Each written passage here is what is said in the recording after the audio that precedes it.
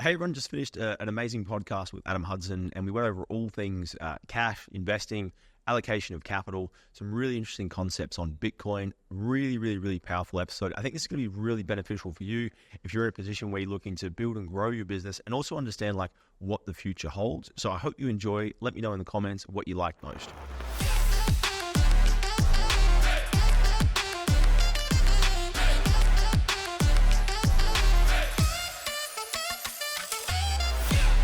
I was reflecting on when I was putting some notes together before this, and I was thinking, when did I actually encounter Adam? And I was like, I think it was actually back in, I want to say probably 2017, 18. I think you were speaking at like a National Achievers conference in Sydney, Grant Cardone, that big stage. Yes. And I remember you up on stage, and you were kind of, I think that's when you were deep in the Amazon business space. And I'm like, this guy crushes it. I remember all the students jumping up on stage, and I'm like, I was really impressed. I almost ran to the back of the room and bought you what it was that you were selling. But it seems like lots kind of changed, since then. Do you want to maybe recap a little bit of like who Adam Hudson is, what he does, a little bit about yourself? Yeah, so a lot of people do know me from that time, from the Amazon time, because we were running heaps of traffic online, YouTube. You could not watch your cat video without seeing me. And the beach. And the beach, yeah. I became the most annoying guy on YouTube for a while there.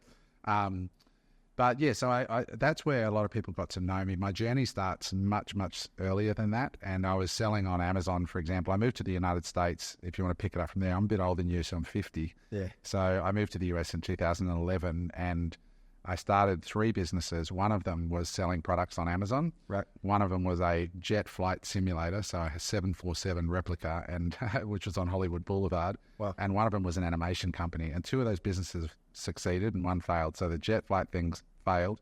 Amazon did really well.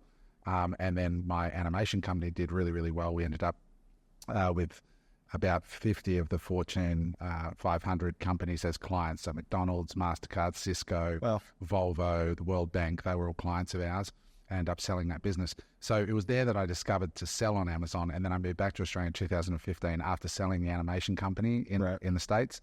And people were saying, like, how did you do that Amazon thing? You got this Amazon, because I kept that business and I was making US dollars, working maybe 4 or 5 hours a week with a 7-figure business. And I started explaining that, and then we started a course, and then the course took on a life of its own. And so today, that market moved a lot. Amazon was, it still is, an amazing distribution platform.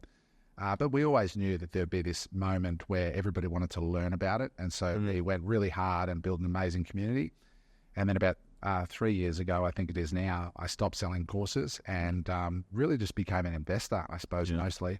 And that's what I do today. I'm principally just an investor, and I advise a couple of entrepreneurs that are in my portfolio of companies that I've backed. So that's basically me today. Interesting. The strike rate in terms of 2 companies succeeding, 1 failing, that's quite not too bad odds. Was that were you always like in entrepreneurship beforehand, or like what was the earlier stages of that? Yeah. So I'm the longer story is I grew up in Canberra. The family moved to Brisbane when my dad bought a motorbike shop in the north side of Brisbane. Yep. And we were a big church family, so I went to church 3 times a week until I was 20 years old. Well, and there was one guy in the church that had a Porsche, and he was the only bloke with any money. And I'd see this car, and something in me was like, I want to learn that. But even as a kid, I was like mowing lawns, dropping newspapers. I was always out there trying to hustle and make money. Right. And then when I met this guy, I asked him, like, what does that guy do? And they said, he's an entrepreneur. And I'd never heard the word. I think I was like 16 or 17 years old. Right. I'm like, what's an entrepreneur? And they're like, well, it's somebody who makes their own money. And I'm like, so they didn't go to school, they get a degree. And so I went and spoke to this guy, and he said, read this book. And he gave me this book called The Magic of Thinking Big by David or Douglas Schwartz. Yeah. And it changed my life. It was the first book I found interesting in my life, because it sort of taught me, hey, you can set goals and all this stuff. And that's where my entrepreneurial journey started. So I've actually not had a job since I was 20. So for 30 years, I've worked for myself. And I think that context is important, because a lot of times people see what I'm doing now, and businesses, I've been very fortunate in the end and have done really well, but it was a 30-year journey. It wasn't a 3-year journey. And like you said, 2 out of 3 is a good strike rate, but in the old days it was 8 failures for 1 moderate success. Yeah. And so you get better as time goes on. I certainly wasn't talented. What do you think's changed about like the entrepreneurial landscape? Because I feel like it now versus what it would have been, I can't imagine, but 30 years ago.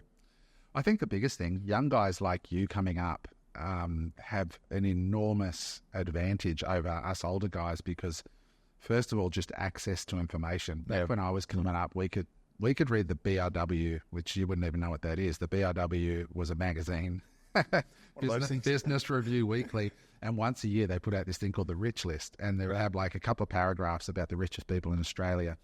And we used to all run down to the news agencies and you'd read 2 paragraphs to see what their last year of business was like. But there was no podcast. There was no YouTube really. So the only time you got to better yourself was when an American speaker came to Australia, like a Jim Rohn or a Tony Robbins. They would come maybe once or twice a year. It'd cost you $2,000 for a ticket, then $2,000 for the tapes. And you listen to the tapes all year. And that was it until they came back. Whereas you would consume more in a week today than I would have got to consume in a year. Learning. And that's why we're seeing young people today. We've had people on our podcast that have come on that are, like girls in their 20s with $10 million companies a year. Boys in their early 30s, 20, 30, $40 million companies. That just didn't happen back in my day. So it's really awesome. It's very, very exciting, I think, the landscape. It's interesting because like you know what you know. And so like I'm listening to that and I'm like, oh, but this is hard. But, comparative to like, you're like, you guys don't know how easy you got it. Oh, dude, look, I know a little bit about your business. Back in the day, like the level of success you're experiencing right now would have been in the BRW. Like it would have been a big deal. Now it's still a big deal, but it's far more common now. Yeah. Like it's, that would be a remarkable success story back in the day. I want to talk a little bit about skills because I feel like I observe you as like super talented, especially in like presenting, influencing. I feel like you've got a really good kind of read of like situations and probably comes with a lot of time. So, skills that maybe you didn't had to have previously that you had to kind of develop that have really like served you? Are there some like underlying like skills in terms of like business, investments, money? Like how do you think about certain things and maybe what would be some overarching skills? So I think Alex Hormozi's the most right on this one. So Hormozi is a guy that if you don't follow him, you should if you're in business.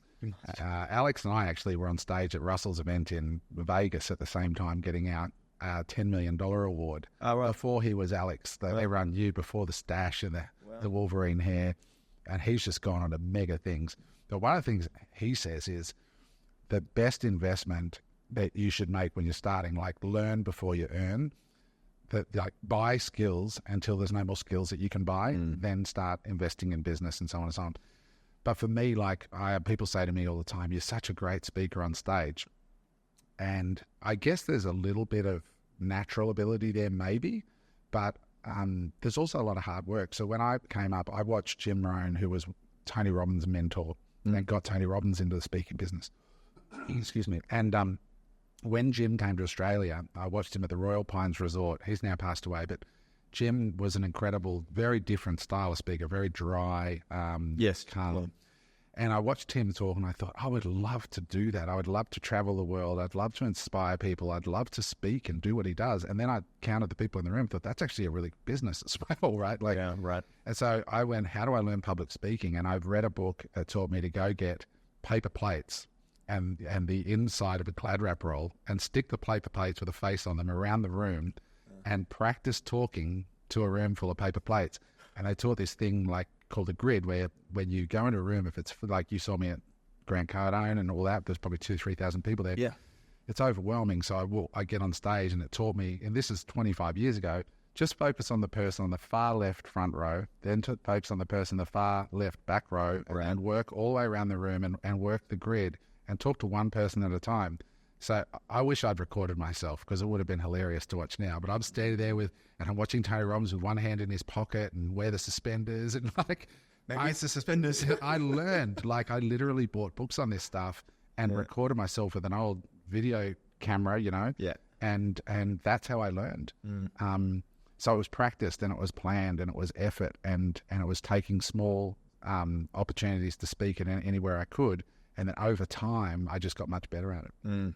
Are there any other skills that you think maybe like especially newer entrepreneurs need to really like nail or lock down, knowing what you know obviously with your history of business, but then also knowing the landscape right now, if you were like, these are a few fundamentals that like you just have to pay attention to these things? Yeah, totally. I mean, there's a whole lot of areas that go into being, I guess most of your listeners are chasing financial success. Some things are timeless. Like a book that everyone should read is How to Win Friends and Influence People. Because at the end of the day, I often say to young people, where's the $1 million that you want right now? And they're like, I don't know. And I'm like, well, it's in the pockets of someone else, right?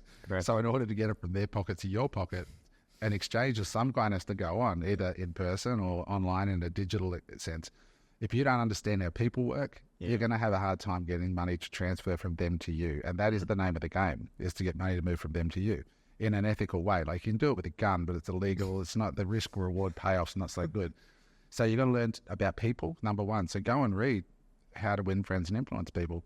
And then also start your learning journey around money, about what money is, how money works, and learn about investing. Because if you, a lot of people who don't come up with financial education, which I was one of them, I didn't understand at all. And so your parents tell you work hard, save money, and get a good job. That's the worst advice ever. Money is the worst asset to hold, and a job is the worst wealth creation strategy that there possibly is, but it's offered in love. So start with Rich Dad, Poor Dad and the cash flow quadrant. Start learning about Bitcoin, because even if you don't buy Bitcoin, you'll learn more about money from Bitcoin than you will any other instrument, even if you don't buy Bitcoin. But just start down that rabbit hole, just understanding how money works and why it was invented and why it's broken. So those are some basics that I would recommend, and then follow, you know, a handful of teachers online. And right now, I think for a lot of starters, you know, Alex Hormozi is one of the best teaching the basics of business. Yeah. You know? In terms of the money aspect, because I think it's such an interesting kind of like aspect to people want it a lot, but they don't put any attention on it. You know what I mean? They're like, I really want to get rich, but how long do you spend like tracking your finances, doing like a personal P&L, you know, running your balance? Like no one knows those things, and myself included, I didn't know for a long time. Like in terms of that, are there some maybe like habits or things that you do in terms of like checking your like, you know, net worth or checking these types of things to learn about like, am I improving? Am I going up? Yeah, look, I think a really basic practice in all of my portfolio companies, I've got about 8 companies that are in my portfolio that I've backed the founders, provided the funding and work with them. I say, look at the bank account every day. Yeah. Like what's going into the bank account and what's going out. And it sounds so obvious, right? But if you're not, that's the scorecard. As much as you like it or not, that's the scorecard. Unless you are in the world of playing the big money game where you're going out and raising $5-10 million, it's slightly different. You still got to watch the bank account every day, but that's a different game. But if you're bootstrapping and you're doing the lean startup, like an Eric Ries style business, you've got to really understand what's coming into your business, what's going out of your business, and start with the belief that nothing is really beyond you. There's only really 4 functions in mathematics. There's plus, minus, division, and multiplication. If you understand those things, you've got access to ChatGPT and a calculator, you should be able to figure out whether you're moving forward or whether you're moving backwards. The only variable that's a little less hard to understand is you know, the cost of opportunity and the fact that money is devaluing at 4.5-5% a year. So other than that, learn how a balance sheet works, learn how a P&L works, and learn how a cash flow statement works. There are only 3 bits of study that you could learn in a day if you go to YouTube and say, how does a cash flow statement work? How does a balance sheet work? Once you really master that, and don't be afraid to sound stupid if you don't understand it, but once you understand those 3 things, and you understand human beings, and you understand some basics about business, then it's off to the races and go start failing as quickly as possible. And the more you fail, the more you'll learn. I love Ray Dalio has I think it's Ray Dalio has a quote where he's like, when you're young, you should fail as much and as often as possible without wiping out. You know, it's like but it's like, what are some failures you've had? Oh man, I've had so many. Let me get started. How much time do we have? Dude, like honestly, I've failed far more than, and when I always correct people when they say, geez, you've been so successful. I'm like, actually, the record would prove otherwise. I've actually failed a lot more.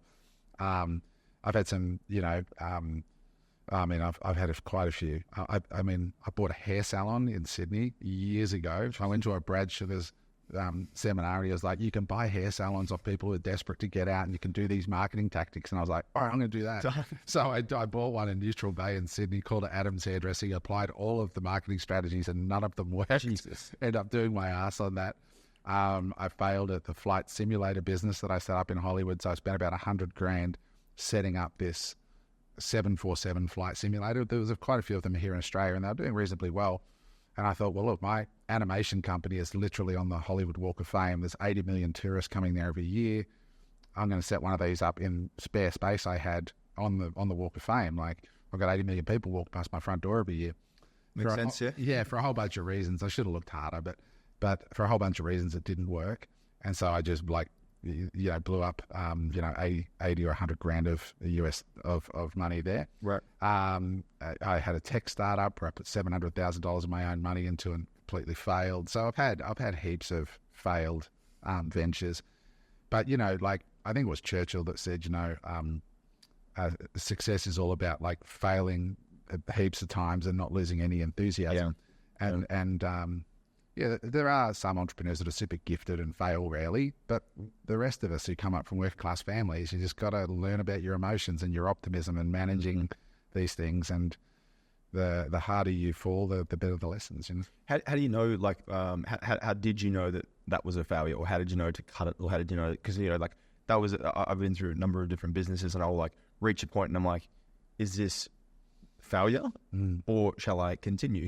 You know what I mean? Like, right. Just push through. Like, how did you know that, like, this was the moment where I need to cut it versus pushing? Well, that's actually a really interesting subject, right? Like, there's a book called The Dip by Seth Godin. It's only a short book, but it talks about quitting. And quitting is a really misunderstood area in the lexicon of entrepreneurs. They sort of see it as like, never, never quit, the Churchill quote, right? Never, never. But the rest of that quote is, unless new information comes to hand, right? So I think there's two things I'd say about this. The first thing I'd say is I'll share the 4 points that Hormozi teaches about how to choose a business and then how to know if you've made a mistake. So the 4 points that Alex says with his company, acquisition.com, he says, when people come to us with an idea, we say the first thing is, are you solving a real problem? Number 2, at a price that people can afford? Number 3, can you target these people at scale online? Right? Or are they like, a really, really small niche that's too hard to reach? And then is it a growing market? Now, if you can say yes, honestly, to all 4 of those things, that's a really good framework to assess your idea. But the problem with entrepreneurs is they sort of fudge these things and get excited and optimistic. They look at that through rose-colored glasses. But if you really, truly assess your idea through that lens, that's a really winning formula. And how to know when you quit. I've become good at quitting. I'm actually proud of my quit skills. Interesting. Because something I must work on. Yeah, I mean, some people are in psychotic relationships for way too long, right? Like, how many men or women do you know that are amongst you? Like, what the fuck is that guy doing with that girl, or what is that girl doing with that loser? Like, but something in their wiring won't let them just leave because they feel like they're quitting. And I'm like, sometimes quitting is actually the best thing you should do. So what I do is if it's not working, and I know it's not working because I understand those financial tools, cash flow, balance sheet, I know how numbers work. Sure. So it's math, right? It's not anything else, it's just math. So if the math tells you that you're failing in business, what I do is I, first of all, write down all the things that I could think of to turn it around. Like, can I cut costs? Is there other marketing strategies that would be more effective? So I brainstorm the heck out of it. Then I go think, who do I know in my network that I really respect who would have some kind of insight into this that could add value? And I go and meet with them. And then I ask them to look at it.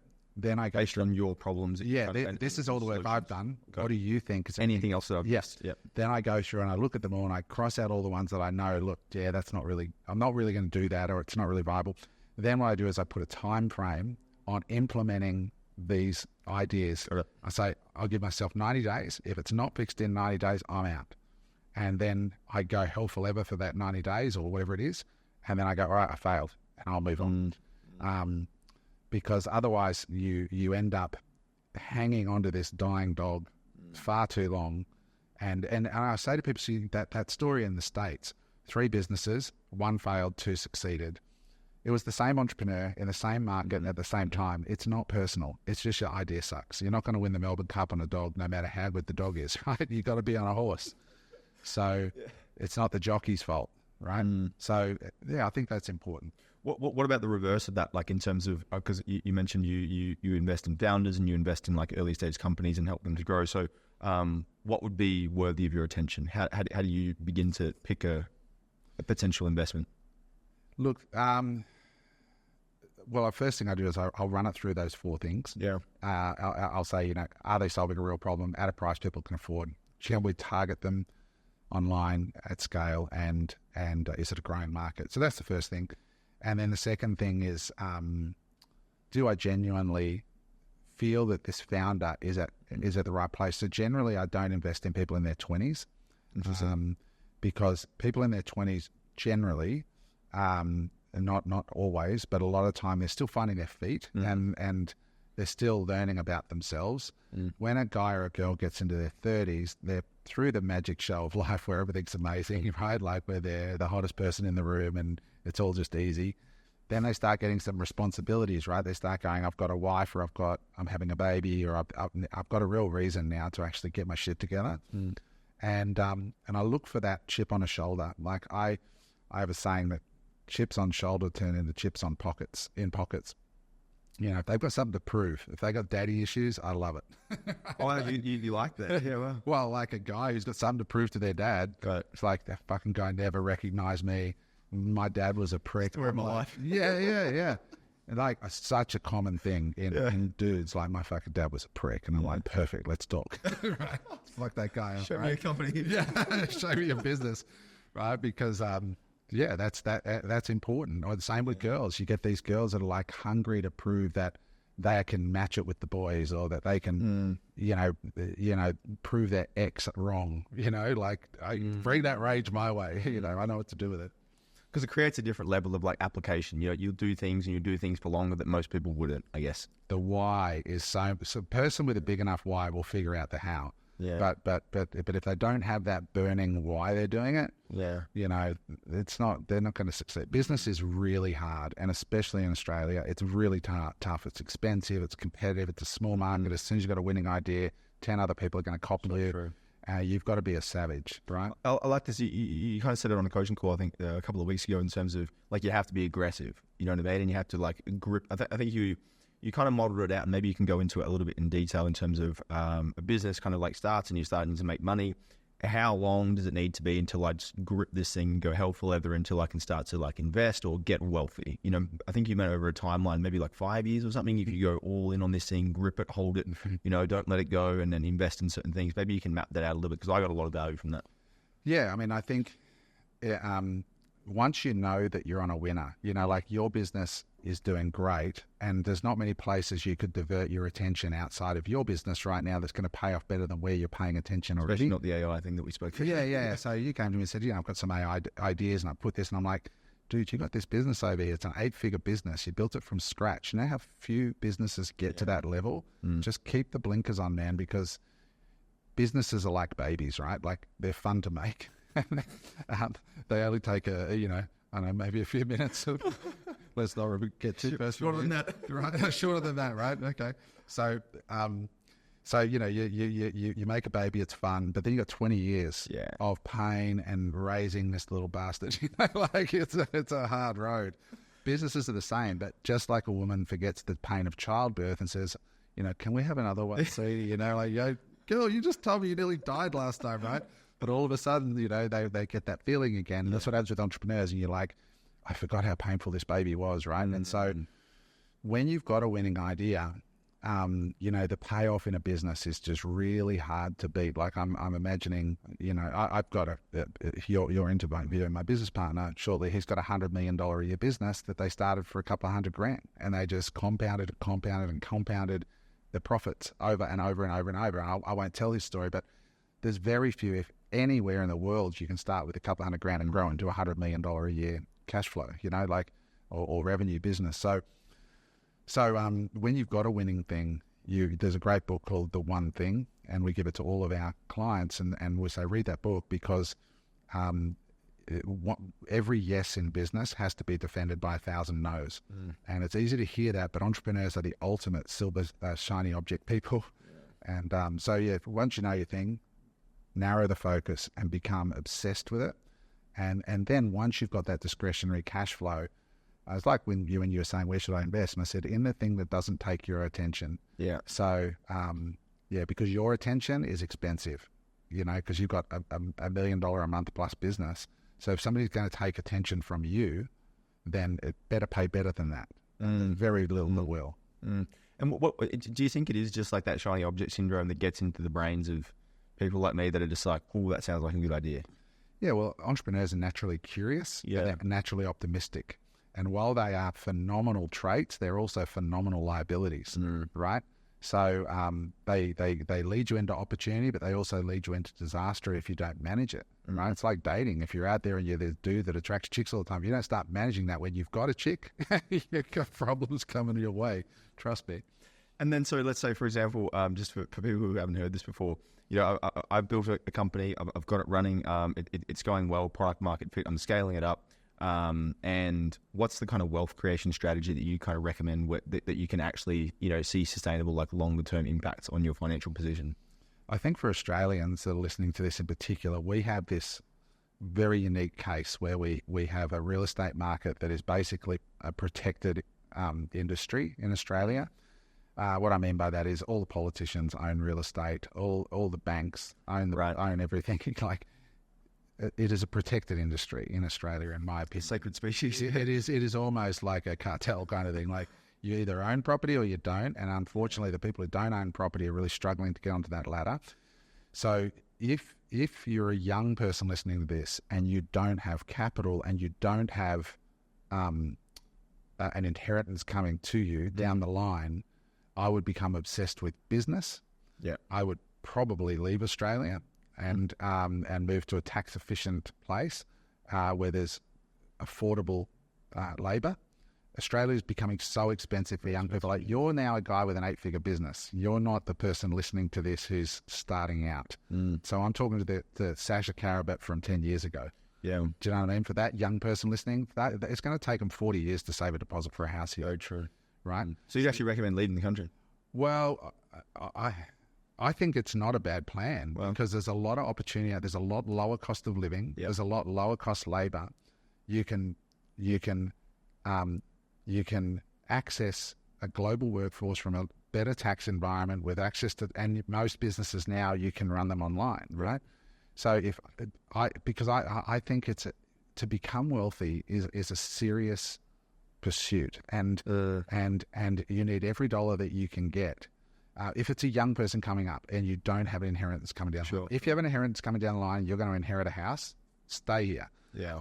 If you don't, but you can stay here as well. It's just going to be, everything's going to be a lot more expensive. Cost of living's a lot more expensive. Taxes a lot more expensive. Staff are a lot more expensive. So you're making it much harder for yourself. If you get a compound interest calculator out and you work out the difference with these things, go to where the opportunities are and where you're best treated. But to answer your question, setting that aside, to answer your question about the best strategy, real estate, in my opinion, in Australia, with leverage, is the hack. Because if you want to save $1 million, it's very, very difficult to do that, right? But by the time you pay your cost of living and you pay the tax man, it's going to take forever. Yeah. If you save $200,000 though, the banks will give you $800,000 of free money. You did not have to work for it. You did not have to pay taxes on it. They just give you $800,000 tax free to go and invest, and you get $800,000 of exposure to an asset that over the last 30 years in this country has grown at 7.4% compounding for 30 years. Yeah. So here's $800,000. Go, even if you just cover the mortgage and the property continues to grow at 7.6%, you're making, if on $1 million home, $76,000 a year the first year, then a little bit more the next year, a little bit more the next year. That's a really unique use case. And if you just get the calculator out and go, all right, well, I've got $200,000, put it in the stock market with no leverage, and the stock market's about 9.5% compound, but it doesn't come close when you add the leverage with real estate.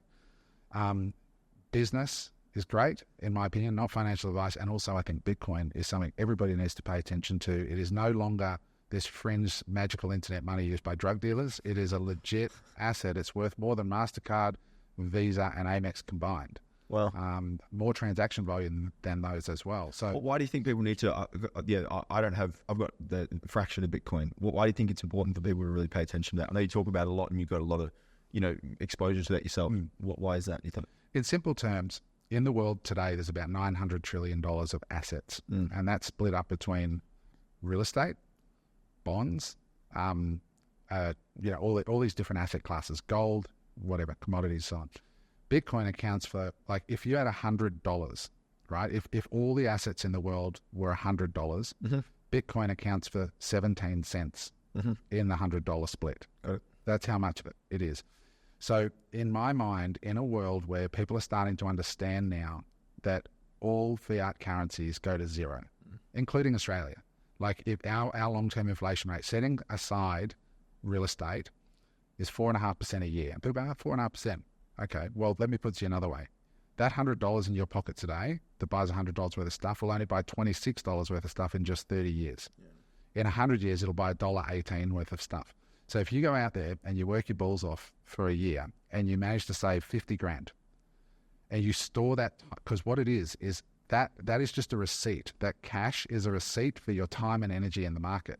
If you leave it in that format of an Australian dollar in a bank account, it is melting at the rate of 4.6, compounding right there. So you have to invest it because it's actually a liability on your personal balance sheet. It's an asset that's going down in value. So this idea that you should save your money is insanity. You should get rid of your money as quickly as possible into growing assets. And Grant Cardone really hammered this home. I love the story. Yeah, we were backstage, it was me and another guy. And he said, how much cash you got in your bank right now? And I was like, whatever it was. The other guy had 18 million in his bank right now, cash. And he looked at him and said, you're a fucking idiot. And I was like, who calls a guy with 18 million in the bank a fucking idiot? Grant Cardone does. Yeah. He said, how the fuck do you get up in the morning motivated, but you got 18 million in your bank, right? Yeah. And I was over with Grant. I went to his offices, hung out a bit. And I said, man, you're hustling at the moment. And he's goes, dude, I just got a tax bill, right? Like, love that. Yeah, so the way he runs is he gets all his cash, gets rid of it as quick as he hates having cash. And when he gets a tax bill, he just runs a fence and does whatever he has to do to pay it then. Wow. That's why he's a billionaire. So in a nutshell, the reason I think you've got to pay attention to Bitcoin is that people are learning that cash is a problem. People are now starting to understand, if you look at the history of Bitcoin over 15 years, it's from the start, the compound annual growth rate has been 170%. It's the number one performing asset in the world since it came out every year except for 3 years, since it was born, right? Wow. 2009. So, but if you take a more recent view, the last 5 years, and 3 or 4 of those have been a winter or crypto winter, yeah, sure. It's been 55% compound annual growth rate. So how much longer, if you're a fund manager or whatever, like right now as we're recording this, in 2-3 weeks, Microsoft is voting on adding Bitcoin to their corporate balance sheet. Why are they doing that? Because they're sitting on, I think they're sitting on $200 billion of cash. They are losing 4.5% a year on that $200 billion of cash. Where do you put that money? Now, the answer is you don't put it all in Bitcoin. But even if they put 1%, 2%, 3%, 5% of their treasury in Bitcoin, the shareholders are now starting to demand it. Pension funds are now starting to manage billions of dollars individually or trillions collectively.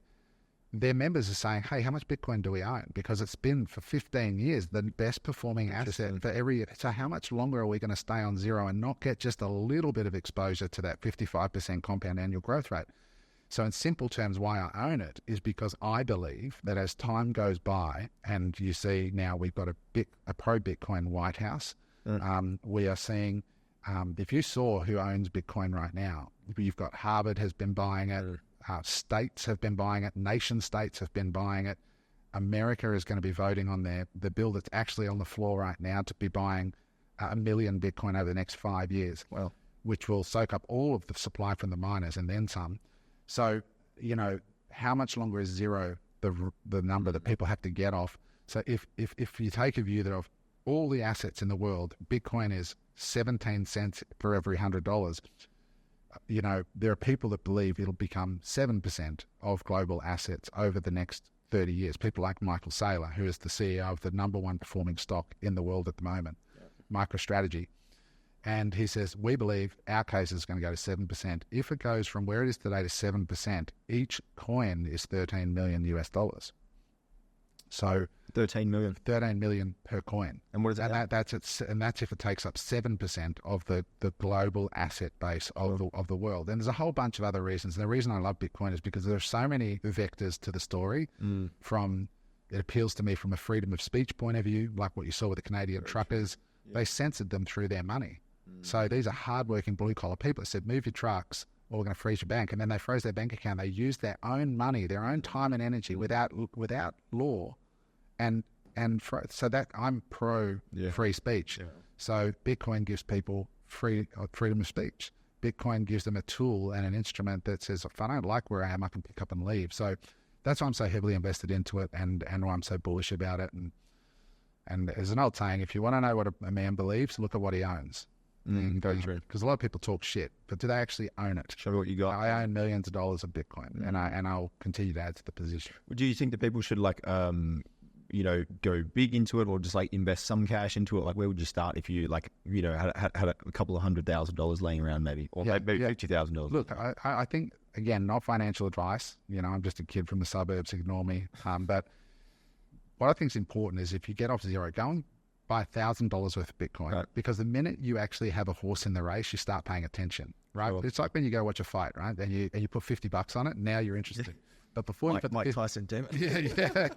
Right? You become interested the minute. Even I play poker with my mates, and we play for $200 buy-ins.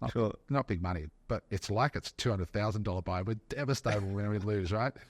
So it's the same with Bitcoin. The minute you actually get off zero, start paying attention, go to hope.com and do 100 hours of learning as just an intro, right? It's free. So go and learn the basics. If you want to get serious, spend 1,000 hours. I've been buying Bitcoin since 2018, so I've been around this now for 6 years. Right. And I've also again, an example of education paying off. MicroStrategy, which is Michael Saylor's company, the biggest Bitcoin advocate probably in the world. His company MicroStrategy was the first to buy Bitcoin on the corporate balance sheet of his public company. So they allocated all of their capital. They had $500 million of capital. Their stock had been flat for years. They said, we're going to go and become a Bitcoin company. So we put all $500 million into Bitcoin. Jesus. That company, since doing that in October 2020, 4 years ago, has become the best performing stock in the world. It's up, I think, 1,000% since then. Wow. But anyway, the power of knowledge and YouTube, what I was talking about before with you young guys, having access to a guy like Michael who's a multi-billionaire. I heard the story that he was going to go all in on Bitcoin, so I put my entire superannuation into MicroStrategy. I looked at it this morning. My superannuation is up 950% in 3.5 years. So if you sit with Q Super or fucking CBUS or something, you're probably up 4% a year. You're not even keeping up with inflation. Yeah.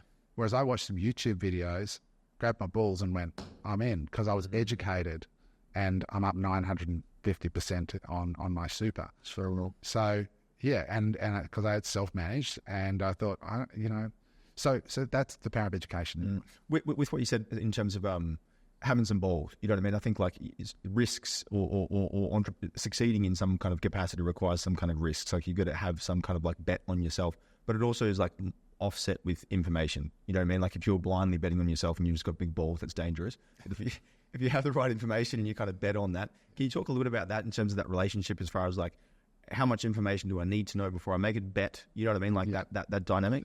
Yeah, I love that. Jim Rohn and Zig Ziglar always had that argument. Zig Ziglar was the king of motivation, and Jim Rohn was all about education. And Zig would say, all you got to do is motivate him. And Jim goes, but what if you motivate an idiot? It's so yeah, you don't want to go running off all guns blazing when you're still yet to learn. So you got to, I think you said it before, you've got to fail as often as possible without being wiped out. So I think to start with, as it relates to Bitcoin, it's just buy something that's comfortable for you to do. So while you're learning, psychologically, it just changes you if you just got a little bit in there. Once you understand it, you tend to allocate more to it. And the same with real estate, same thing. If you buy one property and you start studying and you learn it and you get your training wheels and you start getting your confidence up, then you allocate more capital to it. So I think it's really a case of doing first, and yeah, it's like doing actually like brings forward the demand to learn, because but enough to kind of get your attention, not enough to wipe yourself out. Not to wipe yourself out, and to ask lots of questions and be curious. People have got to learn, right? Like the number of people who I sometimes put a thing up on Instagram, say, here's this website, and this is what it does. It's amazing. And then they DM me, can you send me the link, please? I'm like, bitch, fucking go and use Google. What is wrong with you? Like, you know, like they want it on a platter. I'm like, I've just spent an hour of my day making this video. I actually even say in the video, this is the website. They're like, can you send me the link? And I'm like, what chances has a person like that got of being successful? Yeah. So you got to learn again. And YouTube is just this remarkable resource of, you can learn anything on YouTube. You know? Why do you think that is? Because I notice that in a lot of different coaching environments, like people will come to like a group coaching call, for example. I see it all the time, and they may have massive problems happening in their life and in their business, and they just won't share anything. They'll be like, sit there quietly, and then business is suffering, something's going on, and they're just like scared about what people think, or like what's going on here?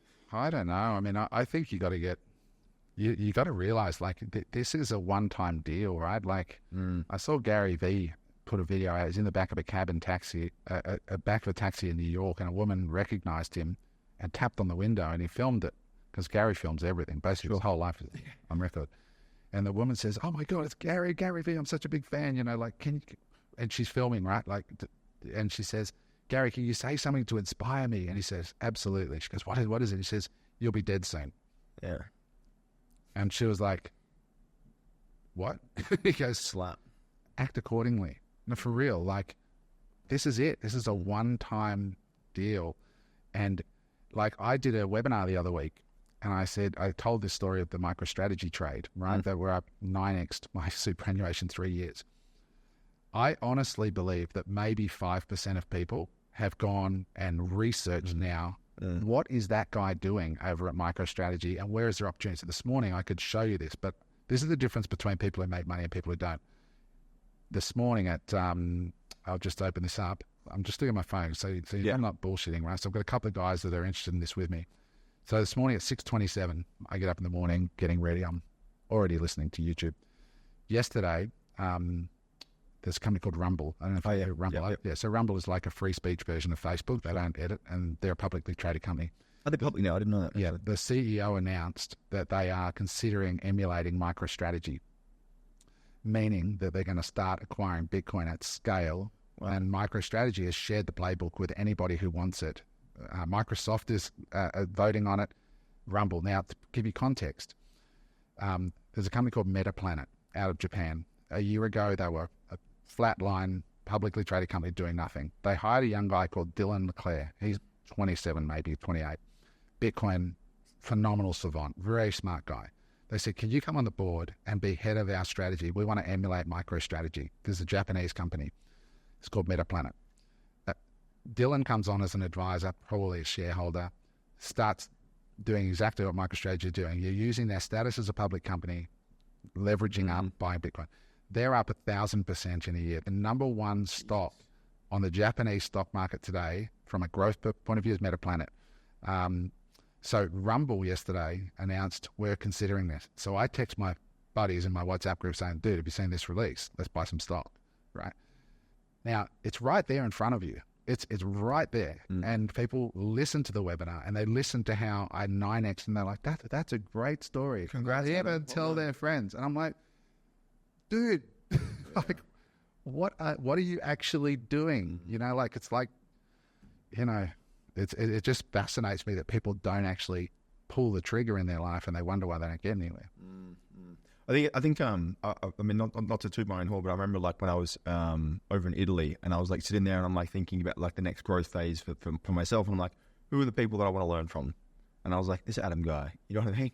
He's kind of done some stuff that I want to do, and I like jumped on that Manek thing, slapped that freaking credit card, paid that thing, booked a call with you, and I was like, get around individuals that you want to learn from. Because for me, I was just like, I've always had massive kind of success when I look at somebody who's doing what I want to do, and I'm like, how can I just spend more time with them? And it always involves like some investment. You just get it down, and you're like exposure. You know, I respected that hugely because I'm not cheap on Minute. Like I'm $2,000 an hour if you want to talk to me, and you get charged by the minute.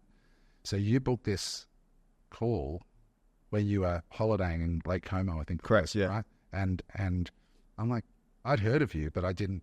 And I'm like, that's a great way to get someone's attention, is to book and pay for their time, rather than being like, the reason I did the Minute was to filter out, because I get so many inquiries. Should be, hey mate, can I catch up for a coffee? Hey mate, can we? I'm like, dude, what's in this for me? Correct. Like, can I pick your brains? Yeah, can I pick your brain? I'm like, oh no, My brain's full, brother. Dude, I've got enough friends. I've got enough. Like I'm 50 now. I'm trying to just slow down, enjoy my life. The last thing I want to do is have coffees all day with people I don't know. No offense, there's a lot of great people out there, but you just get to that point. What's the point of having success if you don't have a life? So I put up Minect, and for a time I put that autoresponder saying, if you want to talk to me, here's my prices, and they're high, so don't talk to me, right? But you actually did, and I was like, okay, here's this guy. So then all of a sudden what happens for me is I'm like, I got to really try and add value to this guy. So it works both ways. And Minect has been a really great way for me, and I've got a few people that regularly just book time on there, and I pay full attention for that reason. Yeah, it's very good. I like that filtering system. Well, in terms of what do you think some of the main failures are that people make? New entrepreneurs starting out, they're trying to grow a business, they're trying to get wealthy. What do you think are some of the biggest impediments are that gets them stuck, derails them, keeps them where they are? Oh, the biggest ones is just that Hormozy stack, I call it. They start ideas that don't solve real problems, or if they solve real problems, they're too expensive, or if they solve real problems at a fair price, they're in a market they can't reach. Yeah. Like I had a client yesterday, lovely lady. She spent, I reckon, 2 years developing a product, and she's done a great job. Like she's built a great website, she's got a great product, but we got to this point of who is the target audience for this thing? And it was just, how do we reach these people? It's just too hard to reach these people. I had another guy come to me who invented a device that he'd spent $1.2 million on because he's an inventor. And he says, all right, how do I market this? And I'm like, brother, that's the question you should have asked at the start. How are you going to market this? And I said, I can't help you, man. Like there's nothing you can do at this point. So I think it's optimism is a real problem. Yesterday we interviewed the co-founder of Xero on our pod. This is a guy that built a $25 billion company. And there was 4 of them, I think, 3 or 4 of them. And I said to him, Eric actually asked him, when did you know it was going to be a success? He said, well, the front man that everybody knows, the main guy, he's a really gregarious, his name's Rod Drury, right, in New Zealand. He's really gregarious. He'd just sold a company for $50 million. It was a big deal in New Zealand. Right. He's a billionaire now. He said, Rod was looking for G6 jets after a week, right? He was like, this Xero thing's going to be massive, right? I like an entrepreneur. And he said, me and the other guy were like, oh, well, this is either going to be a massive success or a complete burnout. We'll know once we do our user testing. And so one of the big breakthroughs for Xero, there's a good lesson in this, was that he invented the transaction matching. So when you use Xero and it looks at your bank account and it looks at the invoices and it says, hey, is that transaction? If it is, bing. That gamification, as it turns out, changed how people felt about using accounting software. Now, in hindsight, it's amazing. But he said the minute that I got the first users in, and he said, I sat there, I put the software in front of them. I said, tell me what you're thinking when you look at each step, and then click what you think you should click next. And they struggled through parts, but when they got to that particular part, they were like, oh my God, has that just matched the bank statement and the receipt and is asking you whether it's right? He goes, what do you think? And I think so. They said, oh, do I push the button now? And he was like, I don't know. What do you think you should do? He's like, I think I should push the button. And the push button says, and then the thumbs up come up and people go, oh my God, this is fun. And all of a sudden they start bing, bing, bing. Yeah. And he said, when I saw the product market fit, that's when I started to believe in Xero. Too many entrepreneurs, I don't know if you've heard the saying, but there's never more fiction written anywhere than in an Excel spreadsheet. So we sit up late at night in our underpants, right? And we're like, if I get 1% of the market at this amount of this, I'm going to be rich, right? And you're an underpants millionaire. But when you go out to the real world, you're like, oh shit. Nothing in the spreadsheet translates. Yeah, my conversion rate's actually 1 in 1,000, not 1 in 2, right? So it's having the enthusiasm and balancing it and steel manning your ideas and being a bit more like object. This is what happens when you're young and you look at an older guy like me, you go, they're just so calm, those dudes in their 50s. And it's because they've learned through life. You don't really know until you go out there. You know if it's a good thing or a bad thing. We'll let the market decide. And you don't get caught up in all that, am I a success? Am I this? It's just like, I'm going to take this to market. I'm going to see. And then if I get some positive feedback the other way, then I'm going to start getting enthusiastic. I'm going to let it show to me, right? So that's when you calm down. And it's an interesting way to think about it, because like when you're younger, like it's like a roller coaster, right? And you like, it's the first time you've gone up and down. Yeah. It's like as you get older, you go on the up and down so many times and so many bigger ups and downs. Right. So you kind of just like, here we go again. Yeah. You know what I mean? It's like you have so much more capacity. That's a really interesting way to describe it. I think something that you mentioned, like perhaps like leads into needing or requiring some people in and around you to be able to provide insight or check your ideas. Do you have people in and around your kind of like life that provide insight or give you some kind of like, you know, feedback on certain things that you're thinking to do or investments you're looking to make? Definitely. Yeah. I've got, you know, one of the hacks over the years has been my accountant. I've had the same accountant for 30 years, and he's a very dear friend, and he's in Melbourne, and he manages a lot of high net worth guys, people worth a lot more than me. And I would say to him, you know, Selwyn, what are guys that are like double, triple my net worth? What are they investing in? How do they run their lives to not burn out? I'll ask him, because I look at him as a linchpin who is connected to all these people if I don't have them directly. Good. Then and he's given me some terrific advice around, you know, like investment, for example. You know, like I've gotten to a point where real estate made me wealthy, but as I'm changing my life now and moving into a different phase, I don't want to manage real estate anymore. So I'm moving my assets into different classes, because I've now got a large enough capital pool that I can live off that unleveraged really, really comfortably, and actually not have somebody ringing me up saying, it's raining on the Gold Coast and the roof's leaking or the toilet's blocked or whatever. Yeah. But I got there through real estate. But a lot of guys who actually have really, really free lives don't own real estate long term. They sort of transition into fixed income assets or just index funds or whatever else, and they do it so that they actually enjoy their lives. Other people stay leveraged like Grant all the way through, and he'll die with, you know, loads of debt, heaps of equity, and he'll have billions of dollars. And if that's you and you want to do that, you've got to decide, I want to spend time in Europe and learn different languages and have real connected time with my wife. And, you know, I don't want to be worrying about conversion rates and whether the roof's leaking and all that shit. Like, I'm going to be dead in a minute. I'm 50, right? I've got maybe 25 years of being able to walk up to the Acropolis, you know. Left. That's true. Like, it's actually true. Yeah. So, and sometimes I've met people, I've got people on my phone that are billionaires, and I've met them, and not many of them have lives that I'd really want. Interesting. They only can sleep in one bed at a time. I can eat the same food they eat. I might not have a private jet, but I can fly business. That's good enough for me, you know. So yeah, I mean, I think getting either through people secondhand, and also the other hack, I think, is to develop your network. One of my greatest assets today is my network, but I've always invested in it. When I moved to Los Angeles, I started an event straight away called Radius. And so what I did, I didn't know anybody. I said, hey, guy, in the few people in my co-working space, I said, because I joined WeWork, and I said, I booked a private jet. We're going to go to Las Vegas, and we're going to race cars out at the racetrack. What? And the jet's $20,000, and there's 15 seats or something. So it's $1,000, whatever it is, a head. Got it. Plus it's like $2,000 for the car day. And then we're going to spend a day at the Bellagio in a boardroom, and we're going to just share what our businesses are and get to know each other. I sold the jet out and the whole thing in like a week. It's amazing. And I said, the only thing is you've got to be doing $1 million or more in revenue. As it turns out, the average guy on the jet was $15 million in revenue. Wow. And I was like, oh, this is fucking awesome, right? And I got this immediate network of people who I'm still friends with this today. When I got back from America, I really struggled because I was so many expats in LA, and I was around the movie business, and I had an amazing network, still do, in the US. But I played poker with them over there. I started a poker game. So every month, the guys would come around, we'd play poker, shoot the shit, and we started an Amazon mastermind, and we all did those things. I came out to Australia, I started a poker game, and now I've got like 40 people on the wait list trying to get to my poker game at my house. And I've got the end of year tournament actually next week.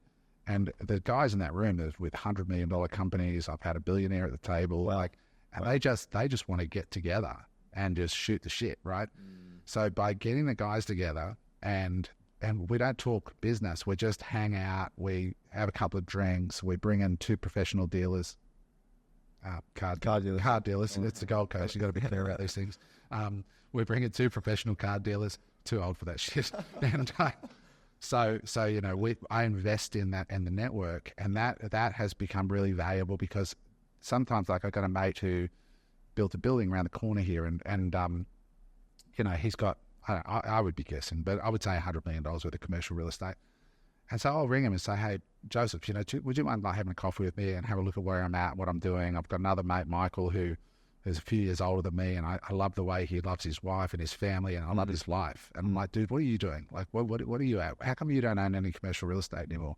Interesting. And he'd say, brother, this is my journey with commercial real estate. It made me rich, but now I do these things. Do you want an intro? And then he introduced me to another guy who is here on the Gold Coast. He's probably worth $500 million to $1 billion. Wow. He gave me one piece of advice that I reckon so far has made me $3-4 million easily, just from one trade. Wow. Like when Trump got in, I made $2 million in that week that Trump came in from an investment that guy who was one step removed from my friend. Yeah.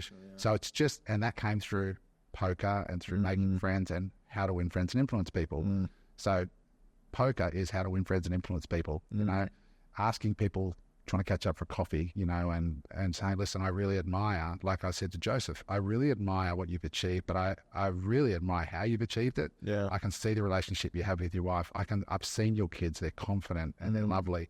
What advice would you have for me? That's how to win friends and influence people stuff. That's right back a book I read 30 years ago, and now it pays off in spades. Did you do like that same level of like networking investment into networking when you were still building the company? Like you're still actively, This is just like a selfish personal question. I get so engrossed in what I do that I just like get probably too much tunnel vision, you know what I mean? At the cost you have to, man. Relationships and stuff like that. When I toured with Richard Branson, I had a chance to chat with him, and Richard said to me, Adam, you got to throw more parties. And I was like, what do you mean? He goes, dude, just throw more parties, get entrepreneurs around to those parties, and you'll have a better life. You'll enjoy the journey more. You'll get to know people, really know them.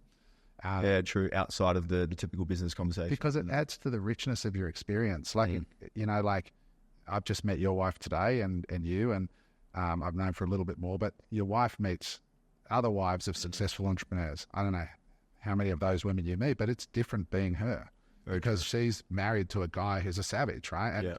And if she hasn't got access to other women that deal with crazy fucks like you, she's going to feel very alone, right? So, no, for real, right? So it's important for both of you to have a network of people and to find women that are on a similar journey and similar values and so on. So anyway, I think it adds to the richness of the entrepreneurial journey because it can be really, really lonely. And you know, I've lost 3 friends in the last 5 years to suicide who were not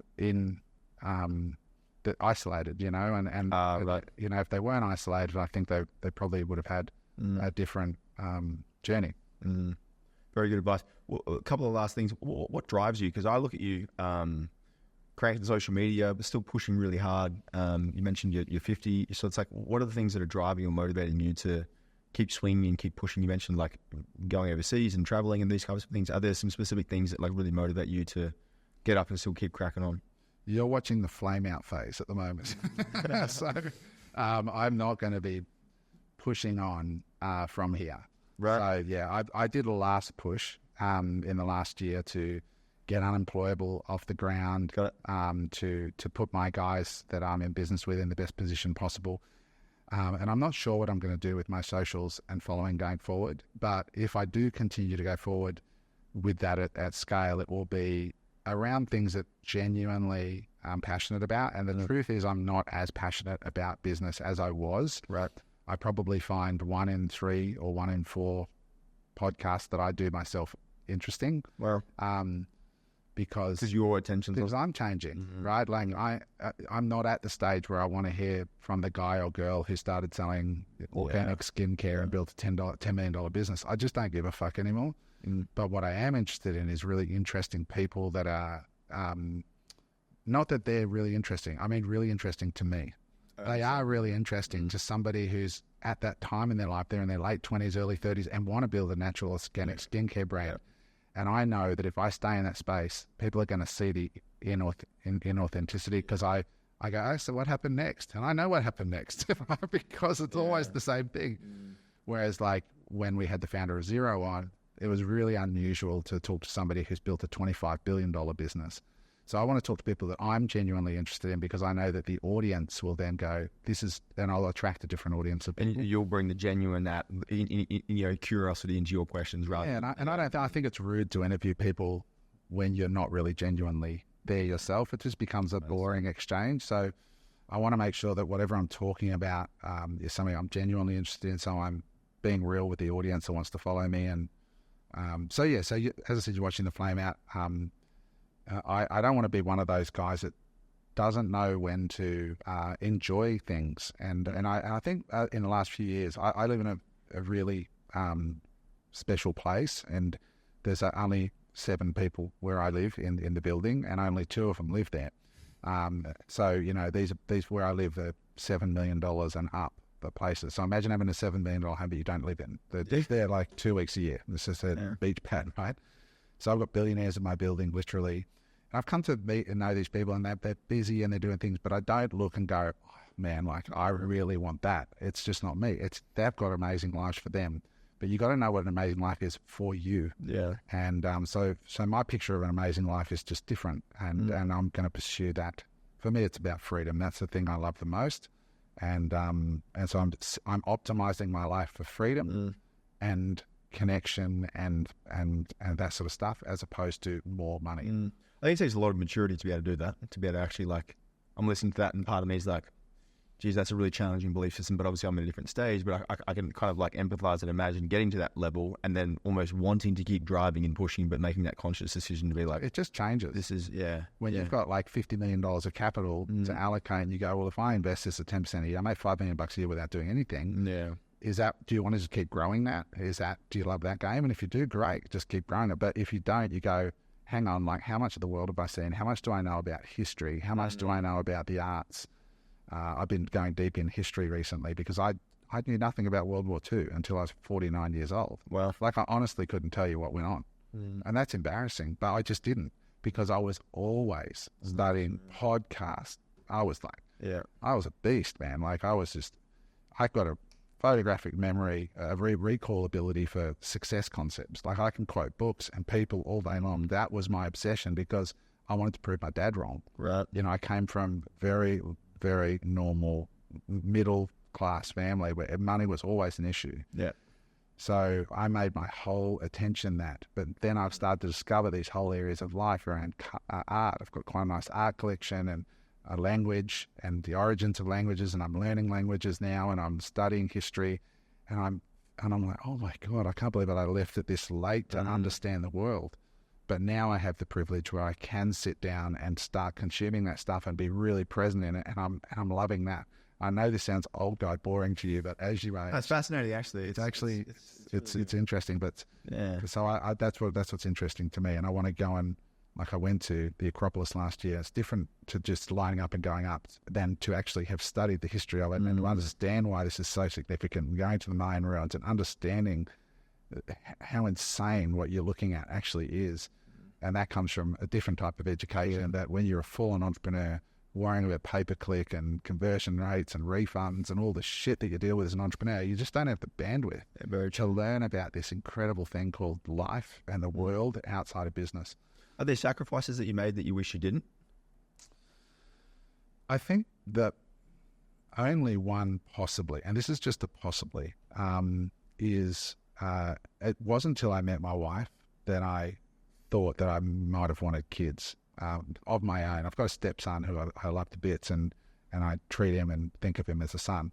But if I'd met my wife younger, I would have definitely had kids with her, because it wasn't until I met her that I was like, oh shit, like this woman's totally amazing mother. And I saw, because I could see her interacting with her son, and I was like, maybe that's the one thing. But on the flip side, I'm also like, I have a pretty amazing life. Like, not having kids is fucking awesome.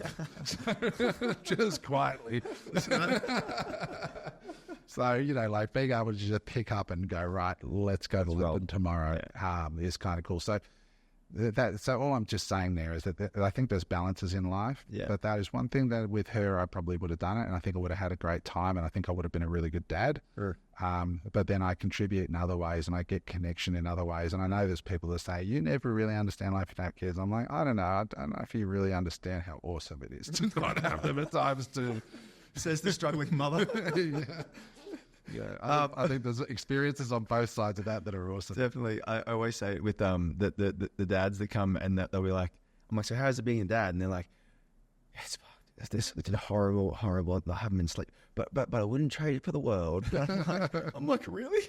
Yeah, I mean, on the weekend, my wife and I were in New Zealand. We went to Coldplay, we went to Waiheke Island, we went to the winery, and we're shopping to go to New York for 3 months next year, and the best months. And it'll cost $100,000 for an apartment for 3 months in New York, and we can afford it because we're not kids. We don't have all that shit. So, not shit. We don't have all those considerations.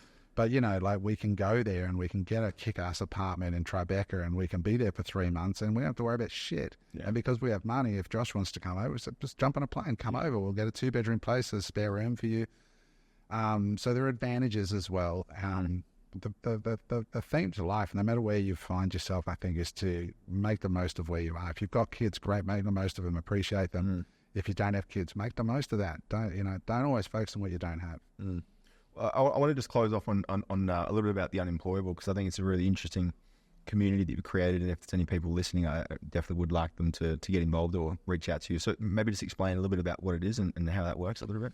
Yeah, so Unemployable is a brand that we started a year ago to service unemployable people. So people that are creatives, entrepreneurs, dreamers, goal setters, people that just can't handle the idea of working their balls off every day for someone else's dream. The old saying, if you don't chase your own dream, somebody will pay you to chase theirs. Yep.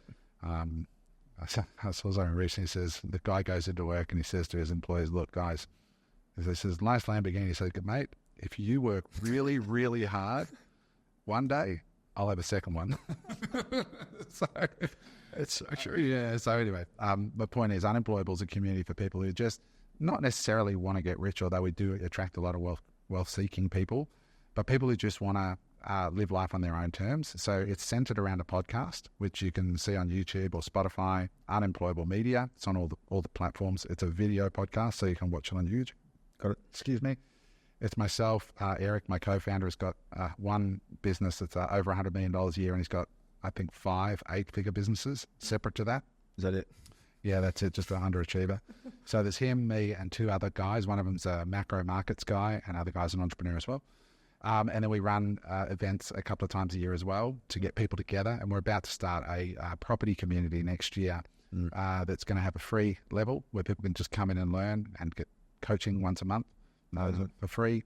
And then there'll be paid coaching if they want it as well. So it's really, we started off with the idea of building a community first. It's not really monetized because we make just enough to pay the bills, not including ourselves, just to pay for the videography and the rent and different things. And then in time, we'll see what it morphs into. But we really want to create that a community of, like, I feel this discussion's been quite honest and transparent. And we want that's sort of the brand is, like, I'm not here telling you I'm going to be Grant Cardone. I'm telling you I'm flaming out and I'm going to go off into the sunset and be boring and study history. So that's actually me. It's not like, the whole Mosey, get up and fucking work till you die. We are the.